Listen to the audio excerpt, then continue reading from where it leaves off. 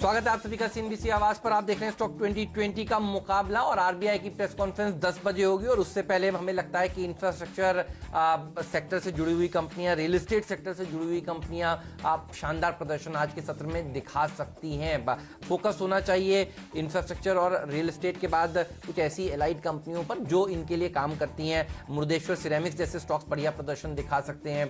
Tile की मांग भी देखिए बढ़ती हुई नजर आएगी क्योंकि साफ कह दिया गया है सरकार द्वारा कि 20 तारीख से यानी सोमवार से बहुत सारे जो कामकाज हैं उनकी शुरुआत हो जाएगी। बहुत सारे इरिगेशन प्रोजेक्ट्स, कंस्ट्रक्शन के कामकाज देखिए शुरू हो जाएंगे सोमवार से और कंस्ट्रक्शन वर्क के ऊपर जब कामकाज होगा तो इस तरह के सेक्टर्स आउट परफॉर्म करेंगे। और अंत करूंगा टीम का आदित्य बिरला मनी से। देखिए शेयर बाजार बंद नहीं हुआ। अगर पूरा का पूरा आप ये कोविड की संकट देखें तो थैंक्स टू एक्सचेंजेस आप कह सकते हैं। बीएससी एनएससी ने बढ़िया सराहनीय काम किया है, चलाकर देखिए एक्सचेंज रखा है। और शुरुआत में ज़रूर लोग कह रहे थे कि देखिए एक्सचेंजेस को थोड़ी देर के लिए बंद कर देना चाहिए, लेकिन देखिए अब रिकवरी जो देखने को मिल रही है, अब लोग कह रहे हैं सैटरडे संडे क्यों नहीं चालू करते। तो अलग अलग देखिए समय समय की बात है और हमें लगता है कि आदित्य बिरला मनी और बाकी की जो भी ब्रोकिंग कंपनियां हैं उनको नुकसान नहीं हुआ है। बंद होता तो देखिए उनका भी लॉस होता, रेवेन्यू का और एक्सचेंजेस का भी लॉस होता। तो मुझे लगता है कि इस तरह के स्टॉक्स भी बढ़िया प्रदर्शन आज के सत्र में दिखा सकते हैं। सर्किट वाला कैंडिडेट है,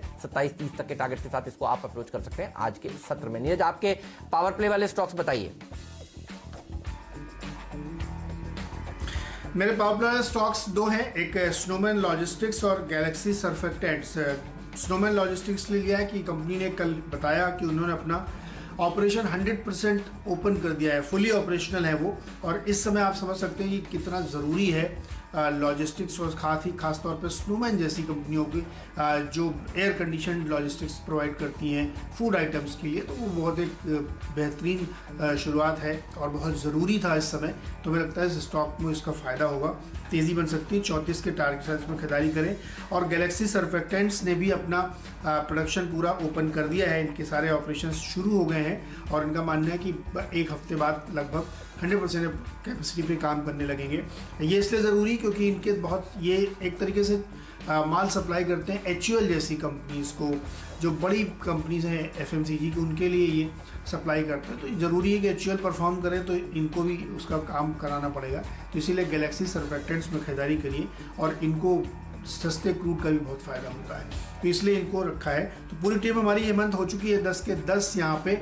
आप बताइए इसमें से कैपिटल चॉइस के तौर पे कौन सा स्टॉक लेंगे आप?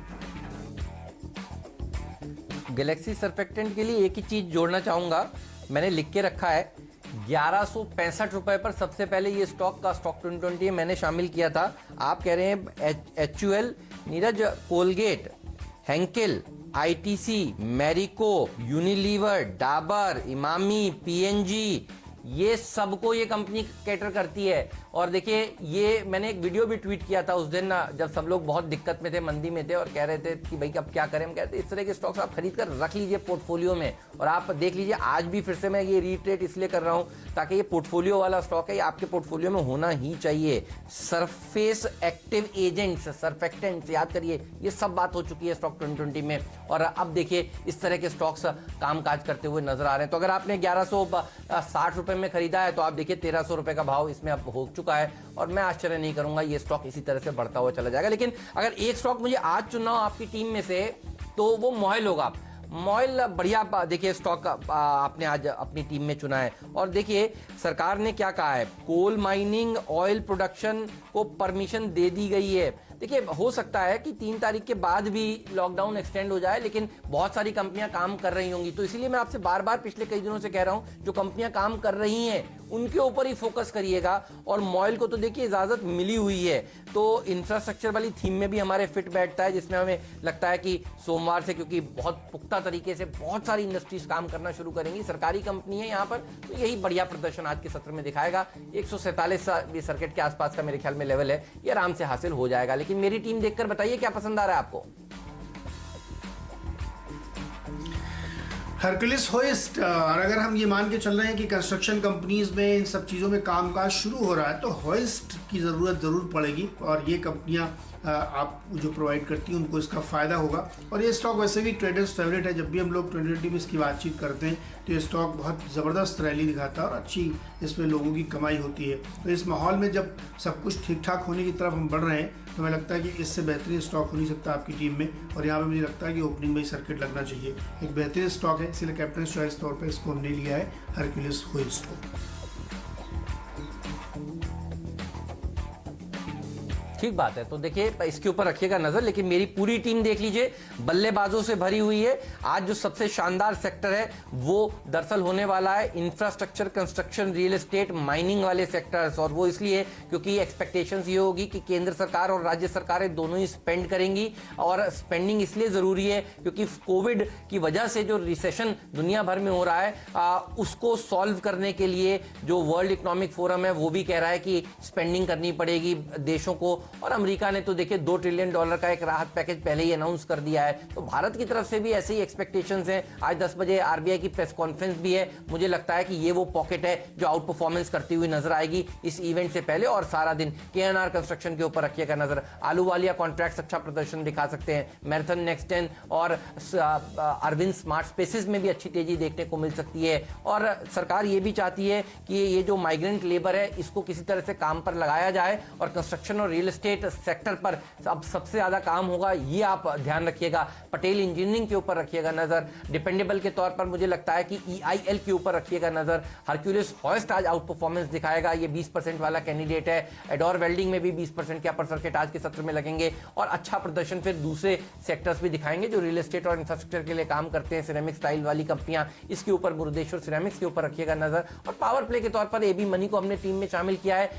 अमेरिका में देखिए डाउ फ्यूचर्स दिखा रहे हैं क्या गजब की रैली होगी, और शेयर बाजार तो देखिए पूरे समय खुला रहा, तो यहां पर इनकी रेवेन्यू कमजोर नहीं होगी, ये बाजार मानकर चलेगा। और ये वो सेक्टर है जो आउट परफॉर्मेंस दिखाएगा। कल JM फाइनेंशियल 15-16% भाग चुका है, तो इसीलिए हमें लगा कि आज फिर इस स्टॉक को अपनी टीम में शामिल कर लेना चाहिए।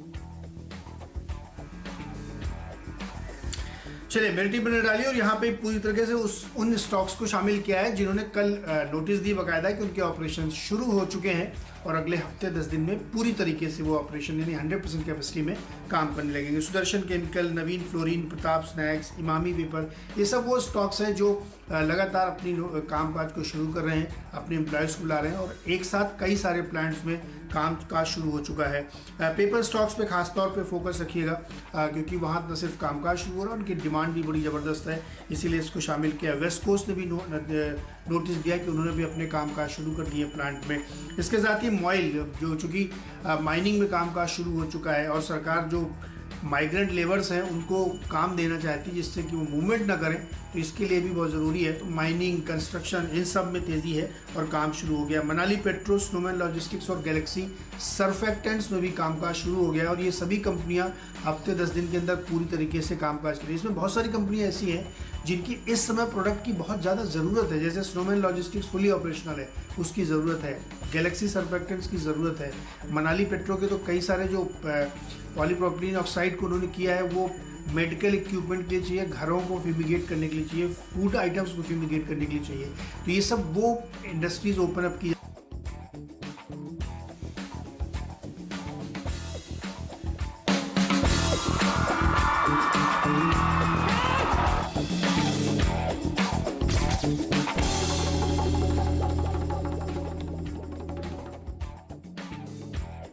चलिए, मुनाफे की तैयारी पूरी हो चुकी है। हफ्ते का आखिरी कारोबारी दिन, और 3 बड़ी घटनाएं मार्केट को आज ड्राइव कर रही हैं। एक बड़ी घटना यह है कि जिलीड साइंसेज का कहना है कि वो रेमडेसिविर नाम की जो दवा है उससे इसका इलाज हो सकता है कोविड का, और वो शिकागो के कई अस्पतालों में इसकी टेस्टिंग कर रहे हैं, माइल्ड और कॉम्प्लेक्स जो कोविड केसेज हैं। दूसरी घटना यह है कि अमेरिका ने कहा है कि वो अपनी इकोनॉमी को ओपन करने जा रहे हैं। ट्रम्प साहब ने बाकायदा गवर्नर के साथ बैठक करके ये कहा है कि ओपन के लिए प्लान बनाइए। और तीसरी बड़ी घटना आरबीआई की प्रेस कॉन्फ्रेंस है, और डेफिनेटली भागवत बात है कुछ बड़ा ऐलान करके जाते हैं। तीनों घटनाओं की वजह से माहौल बहुत शानदार बना, और हफ्ते का अंत बहुत बेहतरीन उन्हीं की तरफ है। तो ऐसे में कमाई के नुस्खे कहाँ पे होंगे, सीधे चलते हैं। हर्षदा बताइए। Neeraj, good morning. तो आज एक सुपर फ्राइडे साबित हो सकता है, जिस तरह के ट्रिगर पॉइंट्स आपने पॉइंट आउट किए हैं। तो पैकेज का इंतजार और उससे ठीक पहले आरबीआई की प्रेस कॉन्फ्रेंस। तो मुझे तो बस यही उम्मीद है कि कई ऐसे बड़े बड़े ट्रिगर पॉइंट्स आज मार्केट ढूंढेगा जहां पर यहां से आगे नई तेजी बनती हुई दिखाई देगी। देखिए, हमने अब तक ऑप्टिमिज्म पर ही फोकस किया है और इसी ऑप्टिमिज्म को बरकरार रखना है, क्योंकि धीरे धीरे जैसे इकोनॉमी पटरी पर आ रही है वैसे साइंस पोर्टफोलियो में भी दिखने लगेंगे कि यहाँ से आगे रौनक देखने को मिलेगी। तो एक सुपर फ्राइडे की पूरी तैयारी और तमाम एनालिसिस, तमाम बड़ी खबरें, तमाम ब्रेकिंग न्यूज तो CNBC आवाज पर ही आपको मिलने वाली है, इसीलिए दिन भर हमारे साथ रहिएगा। चलिए शुरुआत करते हैं आज की हेडलाइंस के साथ।